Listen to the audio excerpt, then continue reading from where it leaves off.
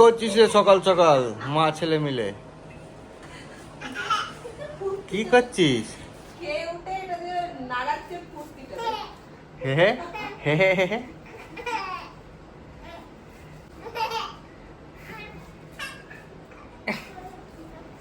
মানুষ কত ধরনের সুখী মানুষ হয়, এরকম হাত তুলে। দেখেছ?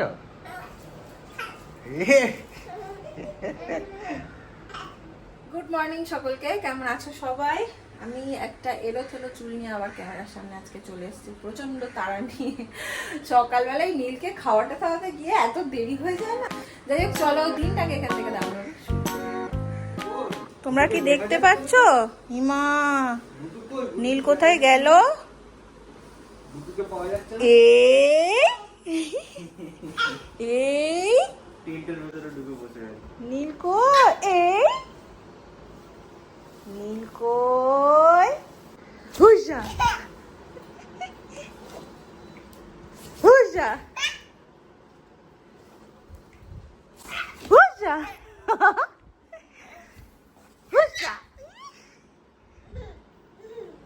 পাগলু।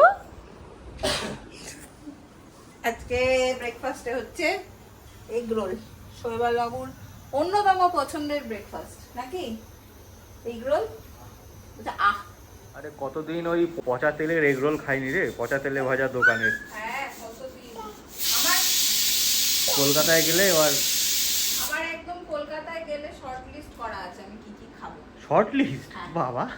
প্রথমেই আছে হাওড়া ব্রিজের ফিশ ফ্রাই, মাস্ট। তারপরে হচ্ছে যে কি বলে এগ রোল, একদিন বিরিয়ানি, বিরিয়ানি আছে আমিনিয়া বার্সেলোনার বিরিয়ানি। এই তিনটে আমি শর্ট লিস্ট করে রেখেছি। বাকি মোমো, মোমো মোমো বহুত দিন মোমো খাইনি, মোমো স্বাদ ভুলে গেছি।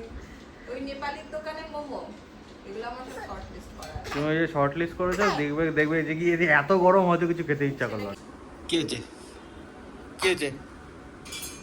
কি তোমার প্ল্যানটা কি? হ্যাঁ, কি প্ল্যান? কি প্ল্যান তোমার? ও এই এটা দেবো না।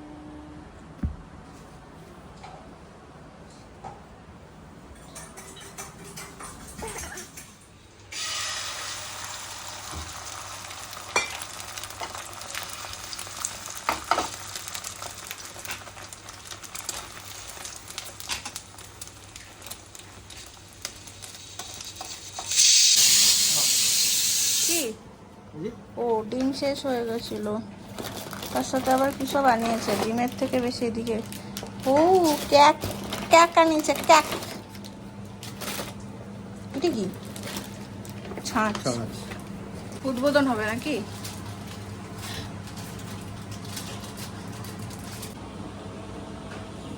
খাইয়ে দিচ্ছি, ভালো লাগবে।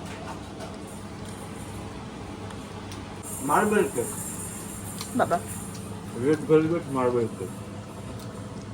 কি এগরোল বানিয়েছি কিন্তু। ঢং ঢং ঢং ঢং ঢং। প্লেটটা পর্যন্ত গরম হয়ে গেছে। এই যে এই জায়গাটা খুব রোদ আসে আমার এই জানলাটা দিয়ে। দেখেছো তো আমি দুপুরে কি ভালো মন্দ খাচ্ছি আজকে। জিরা রাইস। করলো হাসতে হাসতে বললাম। আমার লেফট ওভার একটু ভাত ছিল, তো সেটা আজকে দুপুরে শেষ করে দেবো। কি বানাবো ভাবলাম নিজের জন্য একটু জিরা রাইস করে। কি খেলাই ব্যস্ত পাপালু আর পাপালুর পাপা। নাও একটু জিরা রাইস খেয়ে যাও। জিরা রাইস দিয়েছে রে, একটু খাও। Test test.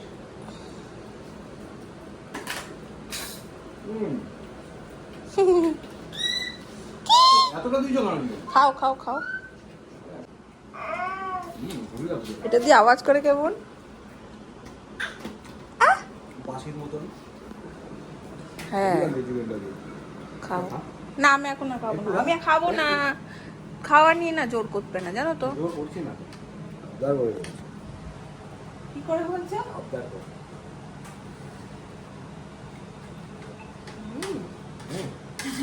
খাও একবার না, একটু একটু।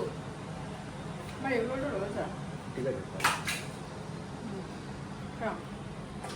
গেছিলাম স্নান করতে, আর এনাকে দেখো এই প্যাকেট খুলে সব বসে বসে বার করে সারাদিন এনার কীর্তি দেখতে দেখতেই আমাদের দিন যাচ্ছে। এত ব্যস্ত, এত ব্যস্ত। দে আমাকে, দে, দাও। দেখো ওইখানে ঢোকানোর চেষ্টা করছে, তাও আমাকে দেবে না। কি বলবো আর, দুঃখের কথা। ওই দেখো, ওই দেখো রেখে দিল ওখানে, দেখো বুদ্ধি দেখো। নীলবাবু এখানে বসে গেছেন একা একা খাবার নিয়ে খেলতে। অল্প করেই দিয়েছে, আর আমার খাওয়া হয়ে গেছে। এখন একটু খাবো ছাঁচ, তারপরে এটাকে নিয়ে আবার বসবো। এটাকে একটু হেল্প করে দিতে হবে, প্রথমে একটু নিজে নিজে খাক। খাও। খুব সহজ পদ্ধতিতে আজকে আমি রাতের খাবারটা তৈরি করব। সেটা হচ্ছে পনির ভুর্জি বানাবো। আর পনির ভেজে তারপরে আর তরকারি করতে ইচ্ছে করছে না বা কিছু করতে ইচ্ছে করছে না, তো ইজিলি পনির ভুর্জি বানিয়ে নেব। শৈবালের এমন অবস্থা, অফিস থেকে আমাকে ফোন করছে, বলে কি যে আজকে রাতে ওই খাবারটা আবার বানাবে। আমি কোনটা? বলে জন্মদিনের দিন যেটা চিকেন দিয়ে বানিয়ে দিয়েছিলে তাড়াতাড়ি করে, চিকেন পোলাও, সেটা। তাহলে পরপর পরেই চিকেন খাওয়া হয়েছে, আজকে তা তোমাকে কালকে বানিয়ে দেবো। কারণ ও জানে যে আলাদা করে চিকেন আমার সবসময় তোলা থাকে, মানে সলিড পিসগুলো। তো সেই জন্য ব্যাটা মনে করে আমাদের বলছে, তো আজকের দিনটা আর করছি না, কালকে করে দেবো। দুপুর 3টার সময় আমাকে ফোন করেছে। আর এর মাঝে আরেকটা জিনিসও চট করে শেয়ার করে দিই। তোমাদের মধ্যেই একজন আমাকে বললে, কমেন্ট করেছে আজকে দেখলাম যে বন্নি পনিরের যে রেসিপিটা তুমি নীলকে করে দাও সেটা কীভাবে করে একটু শেয়ার করো। কিচ্ছু না, এখানে পনিরটা তো আমি যেহেতু হোমমেড দিয়ে এটা জাস্ট আমি রেডি করেছি, তো এটা পনির মতন করে নিয়ে, মানে পনিরের মতন শক্ত হয় না, বাড়ির ছানা দিয়ে যেটা হয় না সেটা বাচ্চাদের খেতে অনেক সুবিধা হয়, কারণ ওটা অত বেশি শক্ত হয় না, তো মানে ইজিলি ওরা মানে খেয়ে নিতে পারে। তো একদম এটাকে অল্প একটু পেঁয়াজ দিয়ে অল্প একটু ঘিয়ের মধ্যে আমি নেড়ে নিয়ে তোমার যা যা সবজি পছন্দ, আমি কিন্তু এর সাথে শুধু আলু অ্যাড করি, আর কিছু না, ভাত দিই। এটাকে ভালো করে একটু নেড়ে বাস গরম গরম একটু আর ওপর দিয়ে আরেকটু ঘি ছড়িয়ে, বাচ্চাদের জন্য ঘি ভীষণ উপকারী, তো ওপর থেকে আরেকটু ঘি ছড়িয়ে আমি এটা নীলকে রাত্রেবেলায় খাওয়াই। ওটা পছন্দও করে খেতে, আর একদম খুবই মানে কি বলবো, একটা ভালো খাবার বাচ্চাদের জন্য এটা রাতে ডিনারে। আর আরেকজনও তোমাদের মধ্যে আমাকে কমেন্ট করেছিল যে বলি চিকেন স্টু বা মাছের কিছু করে রাখো না কেন, সেটাই রাতে নীলকে দাও না কেন। সমস্যাটা হচ্ছে এখানে তো মাছ পায় না নীলের জন্য, মাছ দেওয়াই হয় না নীলকে। আর চিকেন তো রোজ ধরো দেওয়া যায় না, সপ্তাহে একদিনই চিকেন দিই আমি ওকে। এবার ডিমটাই পড়ে থাকলে অপশানে, ডিম আমি ওকে দুপুরে দিই, তাহলে ডিম একটার বেশি দুটো দেওয়া যাবে না বাচ্চাকে।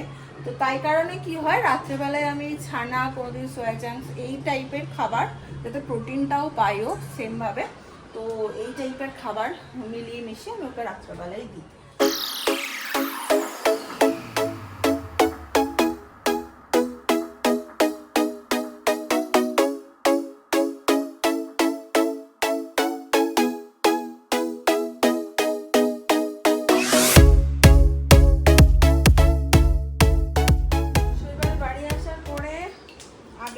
করেছিলাম যে একটু হনুমান মন্দিরে গিয়ে ঘুরে আসবো, তারপর দেখলাম ওর আসতে দেরি হচ্ছে, তোকে বললাম বাদ দাও যাবো না, তো বলছে না না না বলেছিস যখন চল ঘুরে আসি।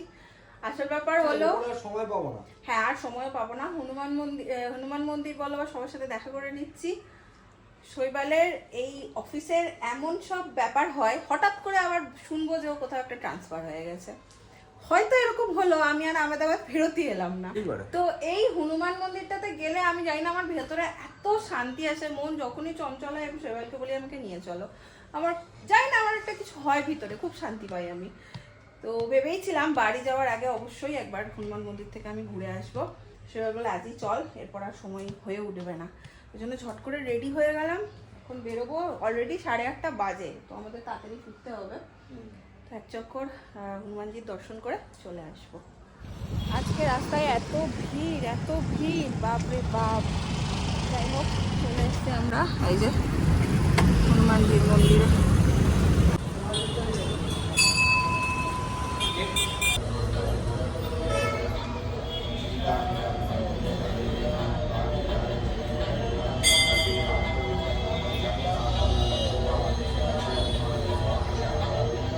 নেওয়া হয়ে গেছে আমাদের এখান থেকে, বাড়িতেই আমাদের যা আটা ময়দা ছিল সব শেষ করে দিয়েছি কালকে। আর নতুন করে কেনার ব্যাপারও নেই, এবার সব শেষ করে যেতে হবে আর কি, এরকম একটা ব্যাপার, মানে রেখে গেলে নষ্ট হবে। তো কি ব্যাপার, তুমি একা একা হাঁটা দিলে? আমি সেটাই দেখছি কোথায় গেল, আমি ভেতরে ঢুকে আমি তোমার জন্য দাঁড়িয়ে আছে, তুমি একা একা হাঁটা দিলে? কি আজব রে বাবা, আমি ওর জন্য দাঁড়িয়ে আছি আর ও দেখছি একা একা হাঁটা দিল। আমি খেয়াল করিনি, আমি বললাম তো এখানে এসে কি খেয়াল করলে? বাইরে বেরিয়ে দেখলাম দেখতে পেলাম না, আমি এরকম ভেতরে ঢুকে গেছে দাঁড়িয়ে ছিল। দেখ পাপা, তারপরে এসে দেখলাম একটা টেন্ট ফ্লোর একটা বেসমেন্ট, আমার না বাইরেও ভেতরেও তো নেই।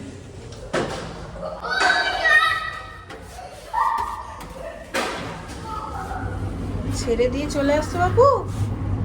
হ্যাঁ সেই চলে আসতাম, আমার দিয়ে চলে পড়িস না, যা হয়েছে না একশো না ফ্যামিলি প্যাক, ঠিক আছে, ওদের 6 প্যাক 4 প্যাক থাকে, আমার family pack 1 pack family pack. ও ঠিক আছে, এই যে পা দুলাচ্ছে না। একখানা বড় কাজ হলো, সেটা হচ্ছে আমার ছেলের খাওয়া, এরপরে আমরা নিজেরা বসবো খেতে। এই আমার পনির ভুজি এখানে রেডি, তারপরে হবে আসল কাজ। এই হচ্ছে আমার রান্নাঘরের অবস্থা, দেখেছো? যেখানে যা থাকে আমি রেখে দিয়ে দিয়ে নীলের কাছে দৌড়াই। এই হচ্ছে আমার এই লিভিং এরিয়াটার অবস্থা। তো এরপরেই শুরু হবে আসল কাজ। ও একটু বাবার কাছে আমার খাওয়া হয়ে গেলে থাকে খেলা করে, সেই টাইমটাতে এসে আমি এগুলো সব পরিষ্কার করি। সকালবেলা উঠে যদি দেখি আমার রান্নাঘর পরিষ্কার নেই, আমার ভীষণ বিরক্ত লাগে, মানে আমার রান্না করতে ইচ্ছেই করে না, মানে এনার্জিটাও ডাউন হয়ে যায়। এটা কি তোমাদের সাথে হয়? সকালবেলা উঠে যদি দেখি রান্নাঘর ঠিক আছে, মন করে একদম খুশি খুশি, মানে এটা না থাকলে আমার হবে না। বোধহয় আমাদের সব মেয়েদেরই এরকম, তাই না? চলো আজকের ব্লগটাকে বলে দিচ্ছি এখানে এন্ড। যদি তোমাদের ভালো লাগে ভালোবাসা দিও, পাশে থেকে দেখা হচ্ছে তোমাদের সাথে নেক্সট ব্লগে। Tata, good night. সময় হচ্ছে 12টা 11:56, ব্লগটাকে এন্ড করে দিয়েছিলাম। নীলবাবু এখানে ঘুমিয়ে পড়েছেন স্বাভাবিকভাবেই, 12টা বাজে। শৈবালবাবু আমাকে ডেকে এখন দেখাচ্ছে, উনি আনিয়েছেন হচ্ছে এই আইসক্রিমটা। ওনাকে আমি কবে একটা এর মধ্যে বলেছিলাম আইসক্রিমটা খুব দেখছিলাম, তো ব্লিঙ্কিট করিয়েছে রাত 12টার সময়। সারাদিনে আর দুজনের একসাথে সময় পাই না বলে।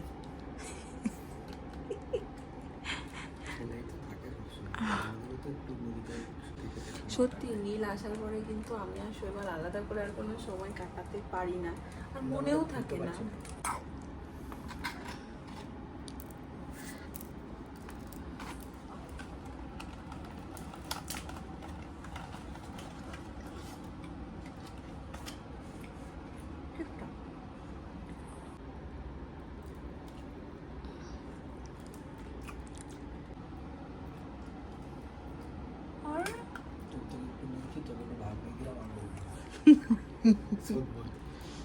Cheers, cheers. চলো এবার ব্লগটাকে ফাইনালি এন্ড করলাম। Tata, good night. Good night.